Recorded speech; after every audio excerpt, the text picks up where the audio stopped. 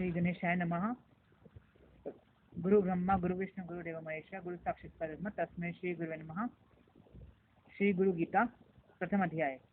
जो ब्रह्म अचिंत्य अव्यक्त तीनों गुणों से रहित त्रिगुणात्मक और समस्त जगत के अधिष्ठान रूप हैं, ऐसे ब्रह्म को नमस्कार है। ऋषियों ने कहा, हे महाज्ञानी, हे वेदांगों के निष्णात प्यारे सूत जी, सर्व पापों को नाश करने वाले गुरु का स्वरूप हमें सुनाओ, जिसको सुनने मात्र से मनुष्य के दुख विमुक्त हो जाते हैं। जिस उपाय से मुनियों ने सर्वज्ञता प्राप्त की है, जिसको प्राप्त करके मनुष्य फिर से संसार बंधन में नहीं बनता है, ऐसे परम तत्व को कथन आप करें। जो तत्व परम रहस्यमय एवं श्रेष्ठ सारभूत है और विशेष कर जो गुरु गीता है, वे आपकी कृपा से हम सुनना चाहते हैं। प्यारे सूत जी, वे सब हमें सुनाइए। इस प्रकार बार बार प्रार्थना किए जाने पर सूत जी बहुत प्रसन्न होकर मुनियों के समूह से मधुर वचन बोले। सूत जी ने कहा, हे सर्व मुनियों, संसार रूपी रोग का नाश करने वाली मात्र स्वरूपनी गुरु गीता कहता हूँ, उससे आप अब अत्यंत श्रद्धा और प्रसन्नता से सुनिए। प्राचीन काल में सिद्धों और गंधर्वों के आवास रूप कैलाश पर्वत के शिखर पर कल्प वृक्ष के फूलों से बने हुए अत्यंत सुंदर मंदिर में मुनियों के बीच व्याघ्र चरम पर बैठे हुए शुक आदि मुनियों द्वारा वंदन किए जाने और परम तत्व को बोध देते हुए भगवान शंकर के बार बार नमस्कार करते देख अतिशय नम्र मुख वाली पार्वती जी ने आश्चर्यचकित होकर पूछा। पार्वती जी ने कहा, हे ओमकार, हे अर्थ स्वरूप, देवों के देव, श्रेष्ठों से में भी श्रेष्ठ, हे जगत गुरु, आपको प्रणाम हो। देव, दानव और मानव सब आपको सेवा सदा भक्ति पूर्वक प्रणाम करते हैं। आप ब्रह्मा, विष्णु, इंद्र आदि के नमस्कार के योग्य हैं।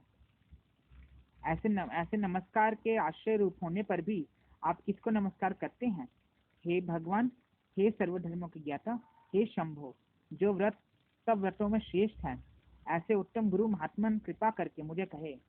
इस प्रकार बार बार प्रार्थना किए जाने पर महादेव महेश्वर ने अंतर में खूब प्रसन्न होते हुए पार्वती से इस प्रकार कहा।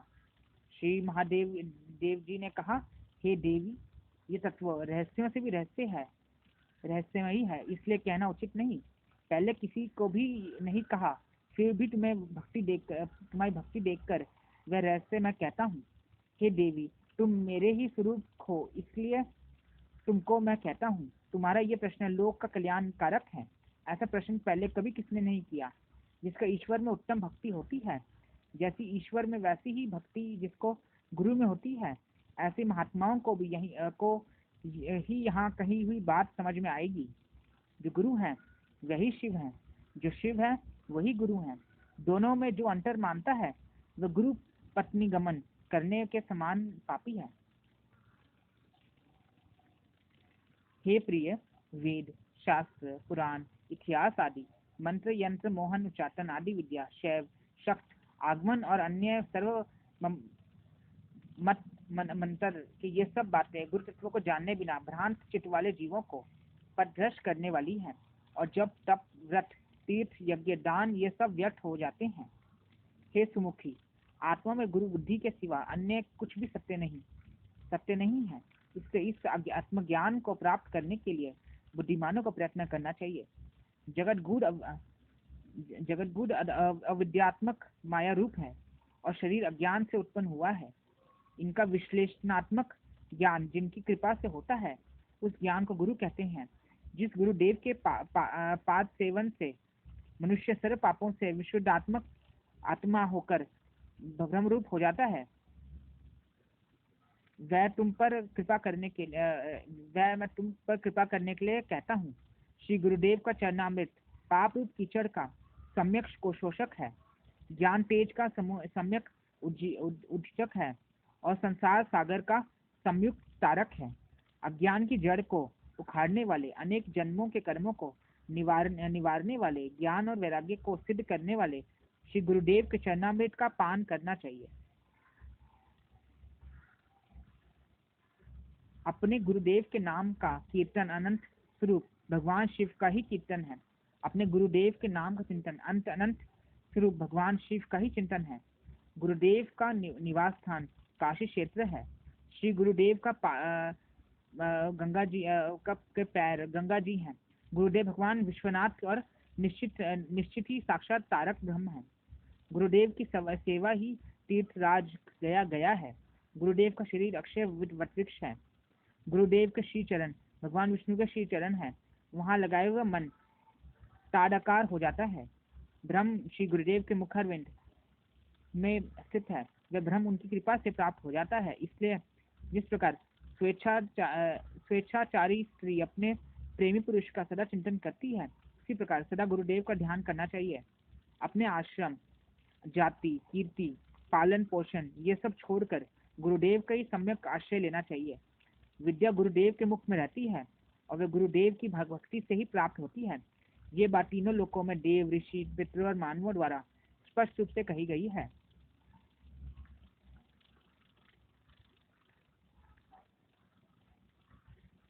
गु शब्द का अर्थ है अंधकार, अज्ञान, और गुरु शब्द का अर्थ है प्रकाश, ज्ञान। अज्ञान को नष्ट करने वाले जो ब्रह्मरूप प्रकाश हैं वह गुरु हैं, इसमें कोई संशय नहीं। गु कार का अर्थ है उसका दूर करने वाला। रू का अर्थ है अज्ञान रूपी अंधकार को नष्ट करने वाला, के कारण गुरु कहलाता है। गु से गुणतीत कहा जाता है। रू से रूपतीत कहा जाता है। गुण और रूप से परे होने के कारण ही गुरु कहलाते हैं। गुरु शब्द का प्रथम अक्षर गु माया आदि गुणों के प्रकाशक है और दूसरा अक्षर रू माया की भ्रांति से मुक्ति देने वाला परब्रह्म है।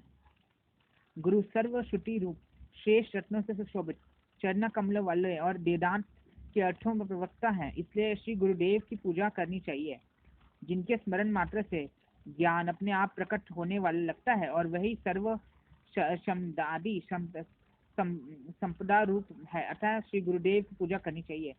संसार रूपी वृक्ष पर चढ़े हुए लोग नरक रूपी संसागर में गिरते हैं, उन सबको उद्धार करने में श्री गुरुदेव को नमस्कार हो। जब विकट रूप परिस्थिति उपस्थित होती है तब वही एकमात्र परम बांधव है और सब धर्मों के आत्मस्वरूप हैं। ऐसे गुरुदेव को नमस्कार हो।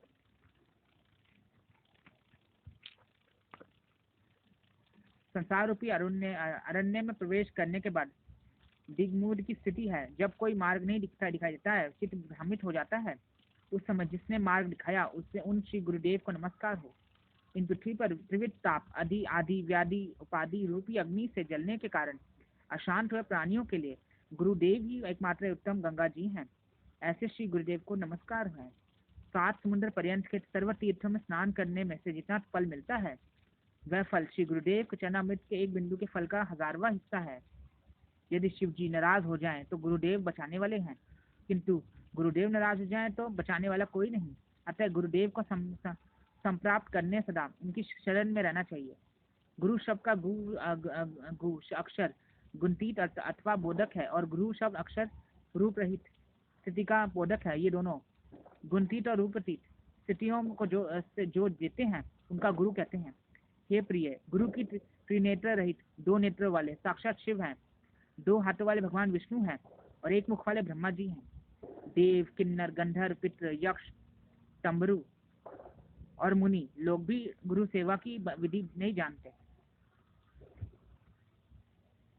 हे प्रिय, तार्किक, वैदिक, ज्योतिषी, कर्मकांडी तथा लौकी जन निर्मल गुरु तत्व को नहीं जानते।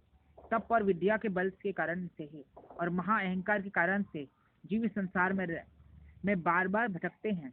यदि गुरु तत्व से पराधमुख हो जाए तो याज्ञिक मुक्ति नहीं पा सकते, योगी मुक्त नहीं हो सकते और तपस्वी भी मुक्त नहीं हो सकते। गुरु की सेवा से विमुक्त गंधर्व, पितृ, यक्ष, चारण, ऋषि, सिद्ध और देवता आदि भी मुक्त नहीं होंगे। इति श्री स्कंद